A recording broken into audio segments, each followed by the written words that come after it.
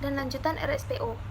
RSPO merupakan asosiasi nirlaba yang menyatukan para pemangku kepentingan dari 7 sektor: industri minyak kelapa sawit, produsen kelapa sawit, pemroses dan perdagangan kelapa sawit, serta barang-barang konsumen atau investor lainnya, LSM dan pelestarian lingkungan atau konservasi alam. RSPO bersama para pemangku kepentingan bertujuan untuk mengembangkan suatu produk dari produk minyak kelapa sawit dan mengimplementasikan standar global untuk minyak kelapa sawit berkelanjutan. Perwakilan beragam pemangku kepentingan dicerminkan pada struktur kepemimpinan RSPO, di mana kursi dewan eksekutif dan kelompok kerja dialokasikan secara adil dan aman setiap sektornya. Dengan ini RSPO mengikuti filosofi roundtable, dengan memberikan hak yang sama bagi setiap pemangku kepentingan untuk membawa agenda yang spesifik bagi kelompok roundtable, dan memfasilitasi kerjasama dan kepentingan berbagai hak menuju tujuan dan membentuk keputusan berdasarkan konsensus dalam RSPO. Kenapa dan RSPO didirikan? RSPO didirikan pada tahun 2001 untuk mengeksplorasi kemungkinan roundtable untuk minyak kelapa sawit berkelanjutan. Hasilnya adalah kerjasama informal antara Aarhus dan Unilever bersama WWF pada tahun 2002.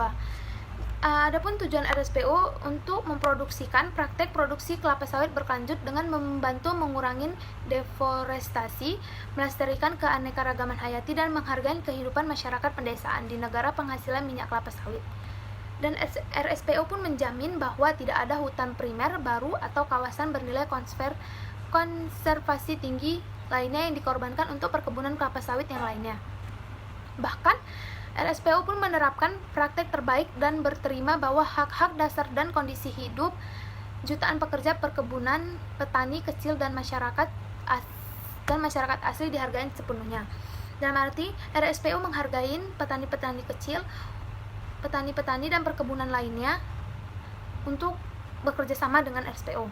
Dengan pandangan ini adalah roundtable of secara produktif terlibat dengan petani kelapa sawit, pengolahan sawit, perusahaan, dan investor untuk bekerja sama menuju suplai global minyak sawit yang diproduksi dengan bertanggung jawab secara sosial dan lingkungan.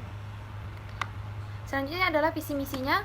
Visi RSPO akan mentransformasi pasar untuk menetapkan standar minyak kelapa sawit yang berkelanjutan atau menetapkan harga yang tidak terlalu mahal.